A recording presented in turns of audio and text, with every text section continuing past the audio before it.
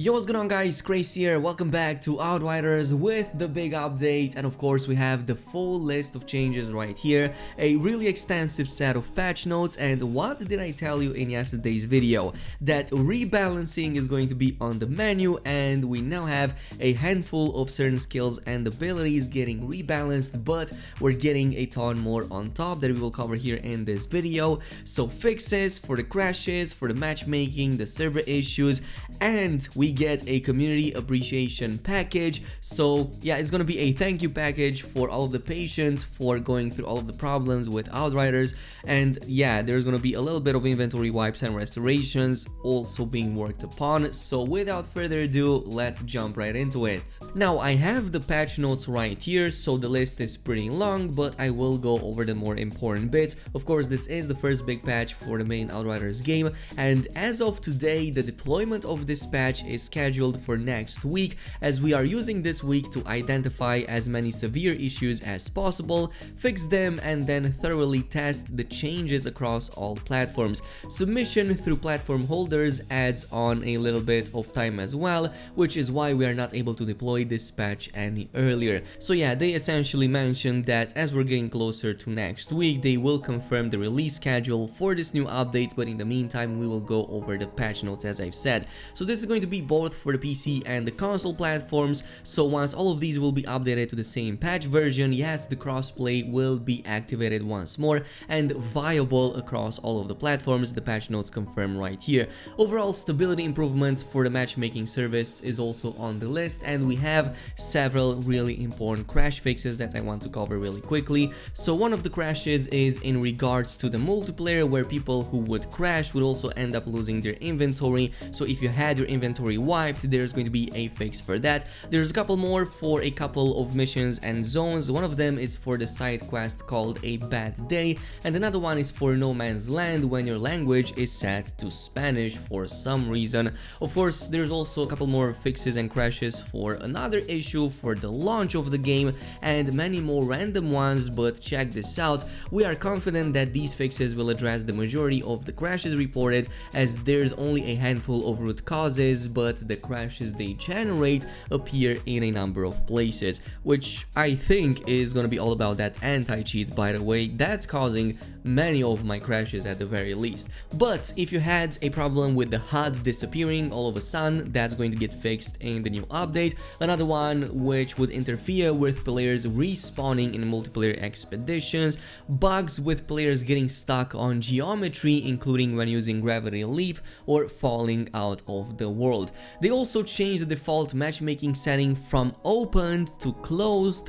Thank God you don't have to change that every single time you log into the game again. You will still be able to manually change that setting to open through your game settings, but this change will prevent players from joining games where the host didn't intend to play in multiplayer. It will also cut down on AFK lobbies.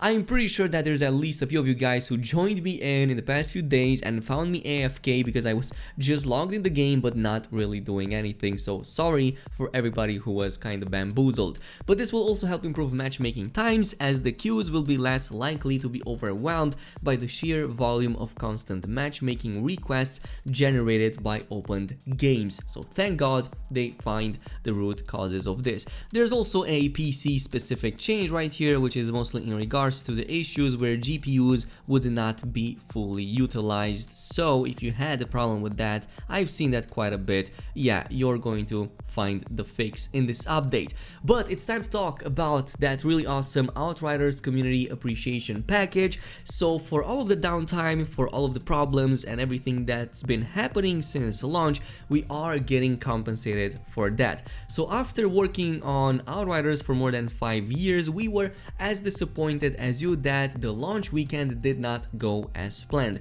We ran into connectivity issues, which we explained in full detail in a previous link and whatnot, but throughout all of this we really appreciated all your messages of of support and encouragement, and they helped us power through and improve the situation. We would like to thank each and every one of you beyond just saying it. However, we should like to confirm that we are working on a small appreciation package for our launch window players. We're still working through the exact details of it, but our intentions are as follows. All players who played between March 31st and April 11th, which is basically 3 more days from this point on, are eligible. So this includes everybody who played since before day 1.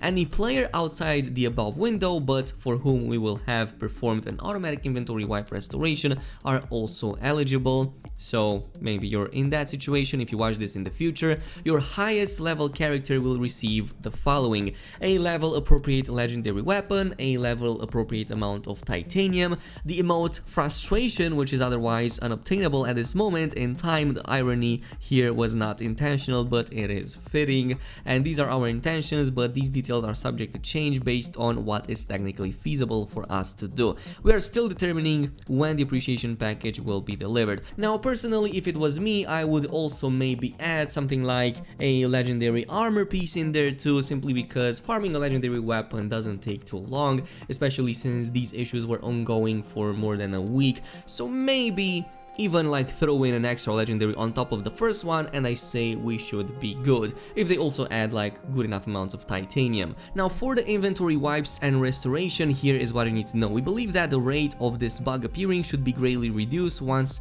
the upcoming patch has been published. With crash fixes in place, we intend to run a one-off mass restoration. Here are our intentions for this.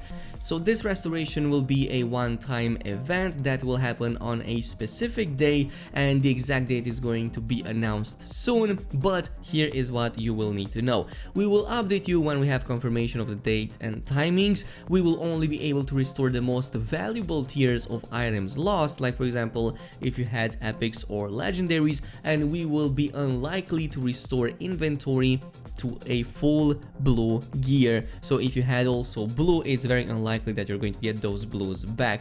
The restoration should be additive to your inventory. It should not replace your currently existing one. Of course, restored items may not have the exact same stats as the lost ones, so just keep that in mind, especially if you had like a best in slot kind of item. So yeah, all of that with the restoration, but I want to talk about the rebalancing, baby, because this is where it all boils down. So the rebalancing work can be implemented through backend updates and does not require a patch and will be run during today's maintenance window. So important, balancing is done by a separate team to those who are working hard on preparing the patches. Rebalancing does not impact our progress towards patches or reduce our ability to resolve bugs. And man, I enjoy the transparency on this one. So here are the general balance rules, starting with the historians, bounty hunts, and monster hunts.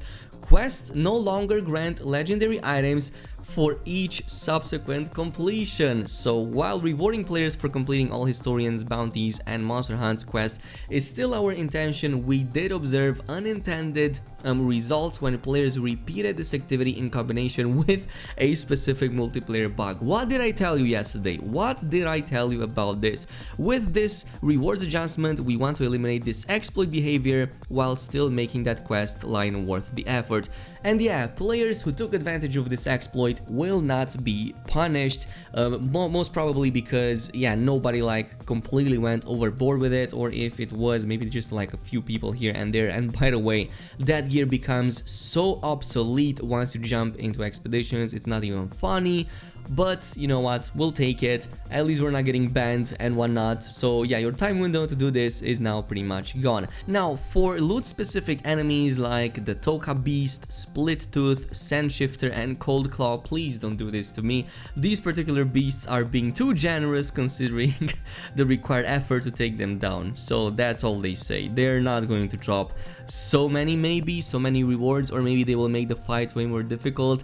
God damn it, I really enjoyed these, but you know what, it is what it is. Another one is for the expeditions. So Camp Plant, the expedition time for gold, silver, bronze has been adjusted to now be a little bit more punishing. So gold is now 650 from previously 957 seconds, which is a pretty big one, and the same goes for like the silver and the bronze ones as well. So it's going to be a lot more punishing, and you need to finish it in like a much faster time in order to actually get that. A Boomtown expedition time for gold, silver, bronze adjusted to 390, 589 and 776, previously 422, 607, 792, which was you know, already pretty punishing. But yeah, some expeditions seem to be too generous in their required completion times when compared to others, and yes, Camp Plant was definitely one of the easiest because of that. We want to avoid such disproportionate discrepancies, as we believe making all expeditions viable leads to a more diverse and thus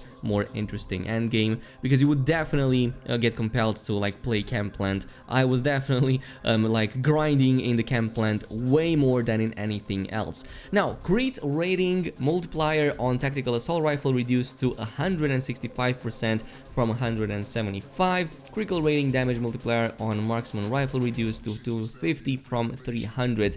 Marksman rifles with 300 crit rate showed up to be dominating multiple crit builds.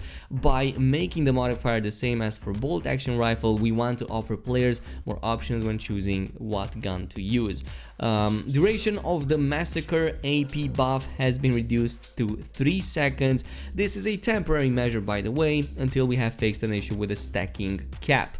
Now, this is the next big thing that we talked about yesterday, and I told you that this is my prediction, and it happened. Well, bullet abilities, twisted rounds, blighted rounds, volcanic rounds. While we fully intend to provide overpowered feel for the best builds out there, we are also committing to making sure that there is build diversity in the top performing builds. So here we go. Late in the demo lifecycle, we discovered a bug with regards to the bullet augmentation abilities damage calculation formula. While we fixed this bug, some unforeseen imbalances were unfortunately introduced, which has led to bullet-based abilities vastly outperforming other skills, which is exactly what we talked in yesterday's video. The main problem with this is that such bullet-based builds require much less investment to make them top tier compared to other builds. So remember how yesterday I said that they should just buff abilities instead of nerfing the bullet builds? Well, I think you know where this is going. So to achieve this, we have made a couple of adjustments for the Trickster and Technomancer classes, who benefit the most from the bullet abilities power. RIP Technomancers and Tricksters. It's uncertain as to whether these changes will prove too strong or too weak, so please do consider that this will be the first step, as we will continue monitoring and adjusting them in the future. Just like you, we hope to see more inspiring and crazy combinations. So here is basically what I need to know. The base cooldown of the twisted round skill has increased to 25 seconds, up from 16 seconds. So while the infinite uptime on bullet abilities was always our intention, it is intended to be high risk, high reward kind of playstyle. However, given the current power of this skill, there is very little risk involved in this ability given the short cooldown, even when players fail to trigger ammo replenishment. So thank God they didn't actually remove this, they actually just increased the penalty if you let it off, which, let's be honest, if you do the build properly, you're not gonna let that off, or if you play properly, you're not gonna see that happening. So thank God, at least we get a W with this one. Now also for the Trickster, Disruptive Firepower, Sign of Power, Outrider Executioner have their power reduced to 35%. RIP my double damage build, which was previously of course 50% for each of them. So the combination with twisted rounds, yeah, it was pretty high. It kinda sucks, man. I'm really annoyed by this, to be honest. I might just switch to the Technomancer now. Vulnerable status, power reduced to 15% from previously 25%, so enemies are only 15% weaker now instead of just 25% weaker. And the Technomancer Hero Tree node, damage against poison, has its power reduced to 15% from 30%. So blighted rounds, yeah, these do not provide actually any damage increase on their own, but yeah, they do provide excellent spread like AoE, and also apply that vulnerable and toxic statuses. So I guess it makes sense, but man, the Tricksters really get gimped. Like, we get a kick in the ball sack like there's no tomorrow. Like seriously, this is pretty bad for Tricksters right here. Multiplayer instability and connection issues are also on the list, so co-op and multiplayer sessions are a separate matter from solo play connectivity, so this is something that they're also looking into fixing, and upcoming patches should help alleviate crashes in multiplayer as well as improve stability and the speed, and of course the connectivity post-mortem. TLDR is they basically worked through the Easter weekend to like bring that stability and improve the experience, especially given the huge amount of players eagerly anticipating to launch, which we already know. So yeah, there is also a message at the end that you can go ahead and read if this has gone online. I'm not really sure yet, but these are of course the patch notes that you will see being posted soon if they didn't already. This is it for now though. Thanks so much for watching, and I'll see you guys in the next one.